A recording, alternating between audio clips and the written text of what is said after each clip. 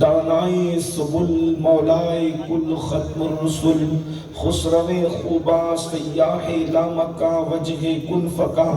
در اللہ المکنون سر اللہ المخزون عالم ما کانا وما یکون آبو گل انبیاء جانو دل اسفیاء مطلع ہر سعادت مقطع ہر سیادت خلاصہ کائنات فخر موجودات حضور احمد مجتبی محمد مصطفیٰ ارواحنا فدا صلی اللہ تعالی علیہ وآلہ وصحبہ وبارک وسلم کی بارگاہ بے کس پناہ میں جس طریقے سے پڑھاؤں بلند آواز سے میرے ساتھ مل کر پڑھیں الصلاۃ والسلام علیک یا رسول اللہ الصلاۃ والسلام علیک یا نبی اللہ الصلاۃ والسلام علیک یا نبی اللہ السلام علیک یا حبیب اللہ الصلاۃ والسلام علیک یا حبیب اللہ آلک و اصحابک یا نور اللہ علیک و اصحابک یا نور اللہ صلی اللہ تعالی علیہ وسلم اٹھا دو پردہ بورڈ چہرہ کہ نور باری حجاب میں ہے زمانہ تاریخ ہو رہا ہے کہ محل کب سے نقاب میں ہے نہیں وہ میٹھی نگاہ والا خدا کی رحمت ہے جلوہ فرما غضب سے ان کے خدا بچائے جلال باری عتاب میں ہے خدای قہار ہے غضب پر کھلے ہیں بدکاریوں کے دفتر بچا لو آ کر شفیع محشر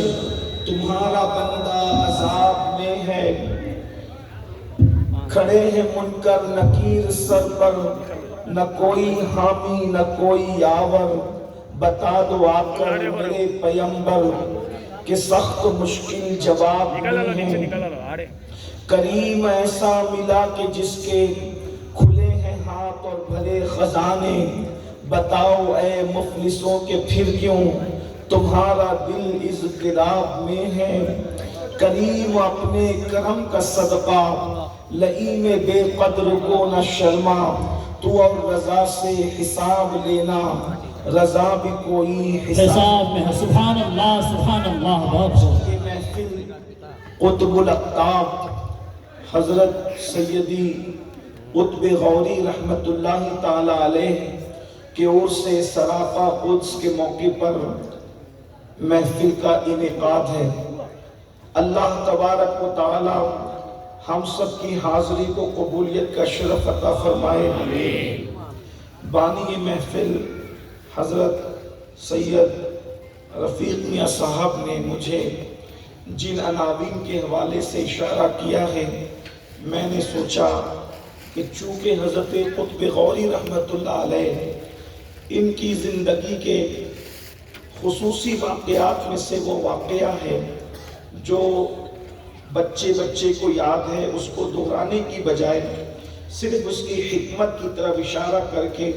اسی عنوان کی طرف آپ کو لے جانے کی کوشش کی جائے گی آپ کا جنازہ 12 سال تک چلتا رہا سبحان اللہ کبا ہے حضرت قطب غوری رحمت اللہ تعالی علیہ نے ہمیں یہ پیغام عطا فرمایا کہ اگر کوئی بندہ اللہ کو راضی کر لے تو اس کا کفن بھی میلا نہیں ہوتا 12 سال میں تو کرتا پہنا ہوا بھی پھٹ جاتا ہے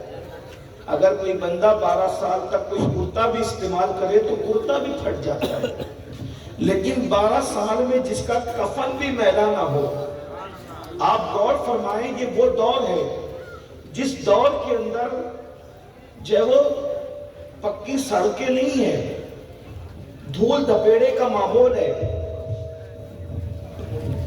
دھول ہے گرد ہے غبار ہے مرشد کا حکم ہے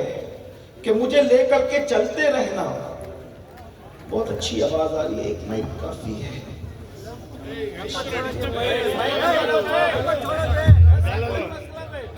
کوئی بات نہیں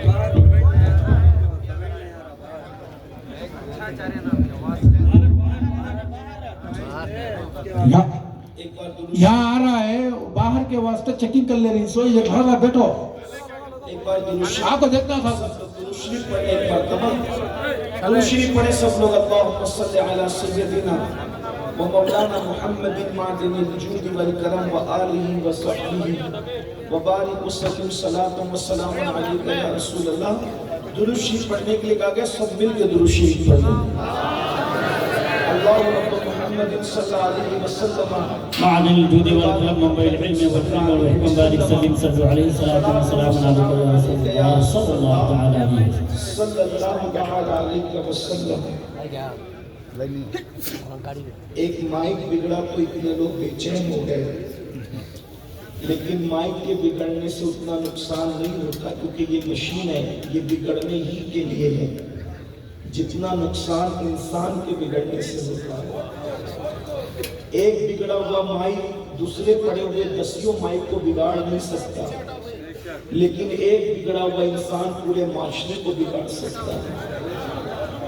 اس لیے یہ بھی بہت عبرت کی بات ہے. اب اگر آپ کی توجہ میری طرف ہے، آپ سننا چاہتے ہیں تو نبی اور آل نبی پر دل کی گہرائیوں سے اس عشق و مستی میں ڈوب کے درود شریف پڑھیں تو میں بات آگے بڑھاؤں.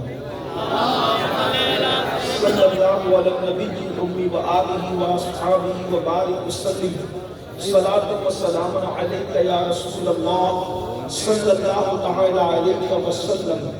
تو بات یہ چل رہی تھی، میں پھر کہہ رہا ہوں کہ واقعہ نہیں بتانا، صرف اس کا راز، اس پر کوئی تجزیہ کر کے ہمیں آگے بڑھ کر کچھ عبرت کے پہلو تلاش کرنے ہیں کہ دھول کا ماحول ہے. آج تو سڑکیں بھی جو وہ سیمنٹ کی ہے، ڈامر کی ہے، پختہ ہے. اس وقت سڑکیں بھی کچی ہیں، بلکہ راستے بھی نہیں تھے اس طرح کے. حضرت کا وصال دولت آباد کی سرزمین پر ہوتا ہے. یہ دولت آباد خلد آباد شریف سے لگا ہوا ہے، ہمارے علاقے سے قریب ہے. جو تاریخ ہماری نظروں سے گزری اس کے مطابق عرض کر رہے ہیں کہ حضرت کا وصال دولت آباد کی سرزمین پر ہوتا ہے. ویسے دولت آباد اور خلد آباد شریف یہ خود بھی مدینۃ الاولیاء ہے، بڑے بڑے اولیاء کرام کے مزارات وہاں موجود ہیں. بلکہ ہندوستان میں سلسلہ قادریہ کے سب سے بڑے بزرگ اگر کہیں موجود ہے تو وہ سیدی بہاء الدین انصاری شتاری قادری رحمت اللہ تعالی علیہ موجود ہے، جہاں سے قادری سلسلے کی اکثر خانقاہیں آباد ہے. بدایوں شریف، مہریرہ شریف، اسی طریقے سے جو ہے وہ اور بھی سرکار وارث پاک، اس طرح جتنی قادریت کی رانائیاں نظر آتی ہیں ان کا سلسلہ سرکار بہاء الدین انصاری شتاری رحمت اللہ تعالی علیہ سے جا کر کے ملتا ہے. تو دولت آباد جو ہے وہ خود مدینۃ الاولیاء ہے، بہت بڑا. بلکہ خلجی کے دور میں پورا دلی اٹھا کر کے جو ہے وہ دیوگری منتقل کر دیا گیا تھا، اسی کو دولت آباد شریف کہتے ہیں. یعنی کہ دولت آباد شریف ایک دور میں ہندوستان کی راجدھانی رہ چکا ہے، پایہ تخت رہ چکا ہے.